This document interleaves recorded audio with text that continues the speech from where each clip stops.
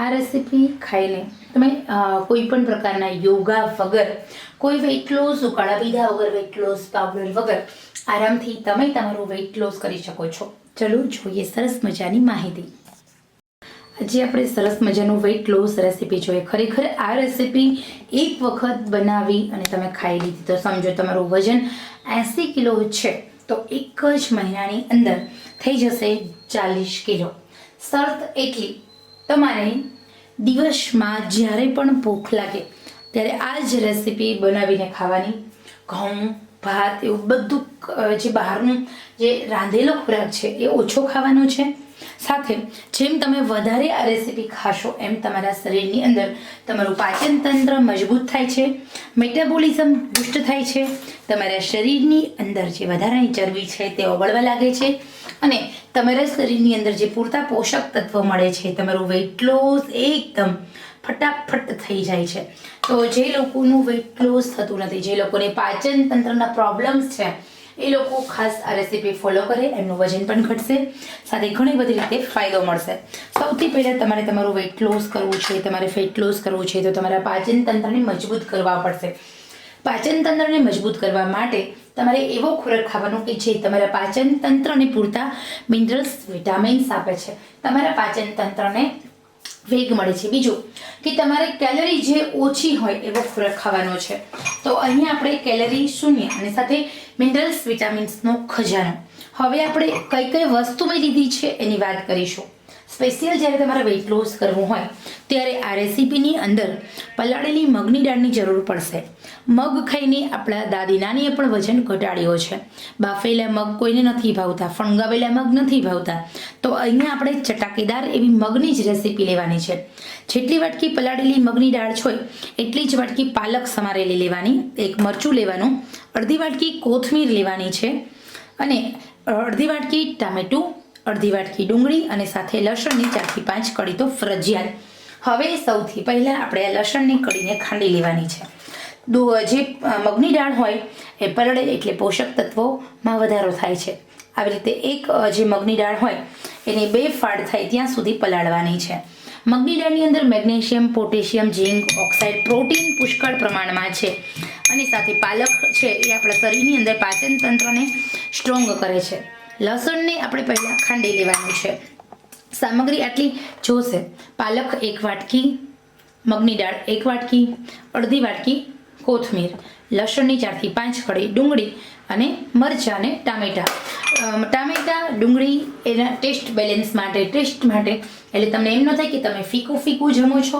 અને બધા લોકોને ચટપટું ખાવાની ટેવ હોય છે તો અહીંયા તમે ચટપટું પણ ખાઈ શકો છો, ભૂખ્યા રહ્યાનો અહેસાસ પણ નથી થતો અને તમને મળી જાય છે સરસ મજાનો હેલ્ધી, સરસ મજાનો પૌષ્ટિક એવો આહાર. તો આ એક જ રેસીપી એવી છે જે વજન ઘટાડવા માટે ભૂખ્યા રહ્યા વગર ખાતા પીતા વજન ઘટાડી શકો છો. હવે આ રેસીપી બનાવીશું કેવી રીતે એની જોઈએ રેસીપી. મિત્રો, ખરેખર આ જે રીત છે માત્ર તમારા માટે છે. પોષક તત્વોનો ખજાનો છે. નાના બાળકો, વૃદ્ધો હોય, સ્ત્રીઓ હોય, પ્રેગ્નન્ટ લેડી હોય, એ બધા જ લોકો માટે આ એક એવી રેસીપી છે કે જેમાં તમારા શરીરને મળતા જે ખૂટતા પોષક તત્વો પૂરા પાડે છે. સાથે સાથે તમારું શરીર સ્ટ્રોંગ બને છે, સ્નાયુ મજબૂત થાય છે, સાથે સાથે વજન પણ ઘટે છે. તો ચલો જોઈએ રેસીપી. આજની આ રેસીપી માત્ર તમારા માટે છે. વિડીયો પસંદ આવ્યો હોય તો લાઇક, શેર, સબસ્ક્રાઈબ દિલથી કરશો. આ બધી જ માહિતી માત્ર તમારા માટે છે, આ બધી જ મહેનત તમારા માટે છે. તો મિત્રો, મને ખરેખર આપ સૌના સાથ સહકારની ખૂબ જરૂર છે. આ રેસીપી વધારે ને વધારે શેરિંગ કરો. આપને પસંદ આવે તો કોમેન્ટ્સ અવશ્ય કરશો અને હા, લાઈક જરૂર કરશો. પ્રેશર કુકર લઈએ. પ્રેશર કુકરમાં આપણે વધારે નહીં, અહીંયા 1 જ ચમચી તેલ મૂકવાનું છે. હવે આ રેસીપી છે તેલ ગરમ થાય એટલે સૌથી પહેલાં થોડી રાઈ ઉમેરી દેવાની. રાઈ ઉમેરી જાય, રાઈનું તડતડ બંધ થાય એટલે જીરું 1 ચમચી ફરજિયાત ઉમેરી જ દેવાનું છે. જીરાની અંદર જે પોષક તત્વો હોય છે તે આપણા શરીરની અંદર પાચન તંત્રને સ્ટ્રોંગ કરે છે. જીરું આપણા શરીરની અંદર નબળાઈ આવવા દેતું નથી. જીરું સંતળાઈ જાય એટલે આપણે એડ કરીશું લસણ. લસણ સંતળાઈ જાય એટલે આપણે મરચાં ઝીણા ઝીણા સમારેલા ઉમેરી દેવાના.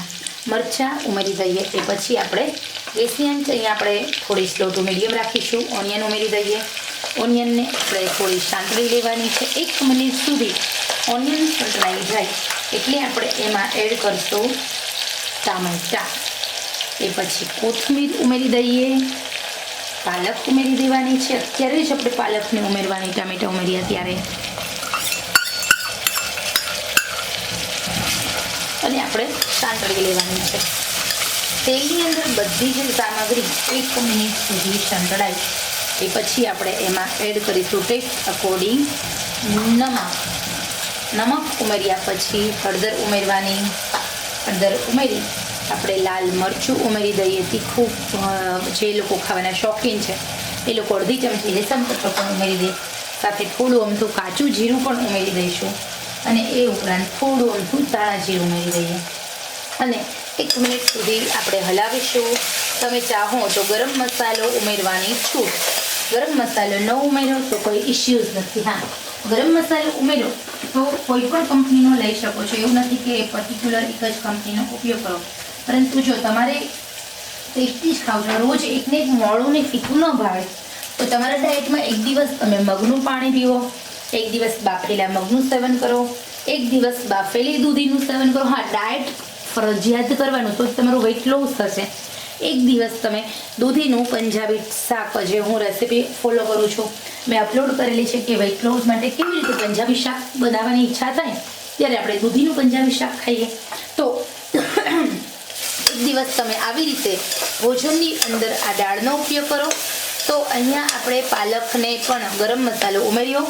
3 મિનિટ સુધી આમ જ સાંતળવા દેવાની. એ પછી પલાળેલી દાળ ઉમેરી દેવાની છે. અહીંયા પલાળેલી દાળ ઉમેર્યા પછી આપણે હલાવી લેવાનું છે.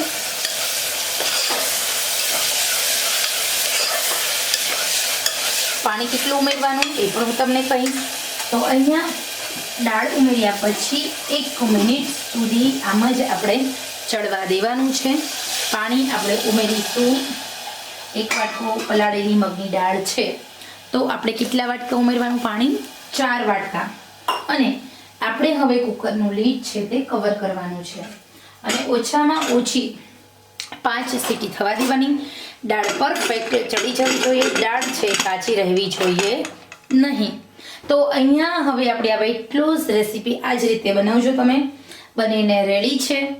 હવે આપણે કશું જ કરવાનું નથી, માત્ર ને માત્ર 5 સીટી થાય એનો વેઇટ એન્ડ વોચ. તો અહીંયા આપણે જોઈએ તો મેં અહીંયા 5 સીટી થવા દીધી છે. આપણી રેસીપી બનીને એકદમ રેડી છે. હવે આપણે જોઈએ આપણી રેસીપી કેવી બની છે તે.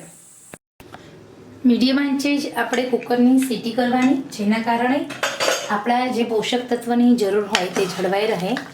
તો અહીંયા આપણી આ રેસીપી બનીને એકદમ સરસ રેડી થઈ ગઈ છે. તો અહીંયા આપણે એકદમ સરસ મજાની વેઇટ લોસ રેસીપી બની ગઈ છે. નિયમિત રીતે તમારે ભરપેટ સવારનો નાસ્તો હોય, બપોરનો લંચ હોય કે પછી રાતનું ડિનર હોય, આ એક જ રેસીપી ખાવાની છે. બપોર હોય તો તમે દહીં સાથે લઈ શકો છો અને રાત્રે તમારે પ્લેન ઓટ્સ સાથે આ રેસીપી ખાવી હોય તો ખાઈ શકો છો. ખરેખર નિયમિત રીતે આ એક જ રેસીપી ખાઈ અને તમે તમારું આરામથી વજન ઘટાડી શકો છો. ડાયટ કરવાની જરૂર નથી, બહુ યોગા કરવાની જરૂર નથી, એક્સરસાઇઝ કરવાની જરૂર નથી. કોઈ પણ વેઇટ લોસ ઉકાળ્યા વગર ખાતા પીતા તમારે વજન ઘટાડવું હોય તો આ રેસીપી તમારા માટે છે. ખરેખર આપ સૌને આ સરસ મજાની નાનકડી એવી રેસીપી પસંદ આવી હોય તો દિલથી લાઈક, શેર, સબસ્ક્રાઈબ કરશો. આજે આ રેસીપી ખાઈને તમે કોઈ પણ પ્રકારના યોગા વગર, કોઈ વેઇટ લોસ ઉકાળા પીધા વગર, વેઇટ લોસ પાવડર વગર આરામથી તમે તમારું વેઇટ લોસ કરી શકો છો. ચલો જોઈએ સરસ મજાની માહિતી.